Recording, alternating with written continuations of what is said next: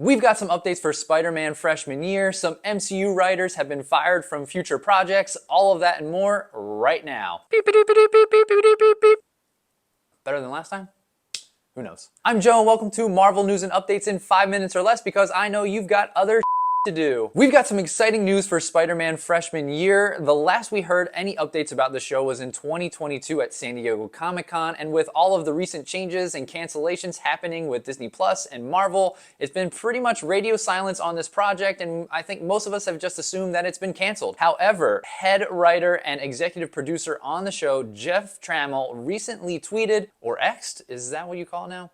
I don't know. Nothing that I can share yet, just that I'm eager for everyone to see the show. Our crew worked and is still working hard to make freshman year feel special, fun, and unique, and I'm excited for the world to see it. This is great news. Obviously, it pretty much sounds like it's going to be happening. We don't know exactly when, and we don't know too much about the show, but what we do know is that it's an animated series. It doesn't sound like it's going to necessarily connect to the overall arching MCU itself. It's based off of the Silver Age comics of Spider-Man, and it will include characters such as Doctor Strange and Daredevil. In other big news, Marvel fires writers from future projects, including Jeff Loveness and Michael Waldron from writing Avengers Kang Dynasty and Avengers Secret Wars. They have also recently fired Eric Pearson, who was the writer for The Thunderbolts. This isn't necessarily surprising with the changes that Marvel is looking to make to improve and shake things up in regards to the MCU, and these writers participated in Quantumania, Multiverse of Madness, and Black Widow, all of which were not taken very well by fans, and now those writers are out. There has been a new writer who's been hired for The Thunderbolts, and that is Lee Sung-jin, and he has a great track record writing for shows like Beef, It's Always Sunny in Philadelphia,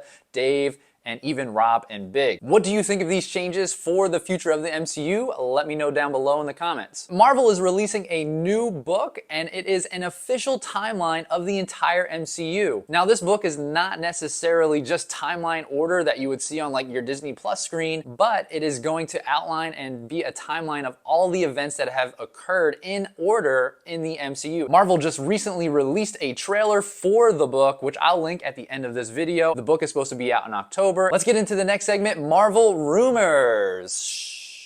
So awkward. Spider-Man Across the Spider-Verse is supposedly going to be streaming out on Netflix within sometime late September or early October. Basically, Netflix has the streaming rights to all of Sony's recent releases, and usually they get released about 120 days from their theatrical release. However, there's nothing definite on this, and it could get pushed because Sony may be pushing back the overall how long they do physical and digital releases, which means the streaming release may also get pushed back. In other rumors, The Marvels is set to be the shortest MCU film ever. Right now, the current rumor is the runtime for The Marvels is somewhere between 1 hour and 38 minutes to 1 hour and 47 minutes. Currently, the shortest film in the MCU is The Incredible Hulk at 1 hour and 52 minutes. And now we're gonna head into one of my favorite segments, Is the MCU Doomed?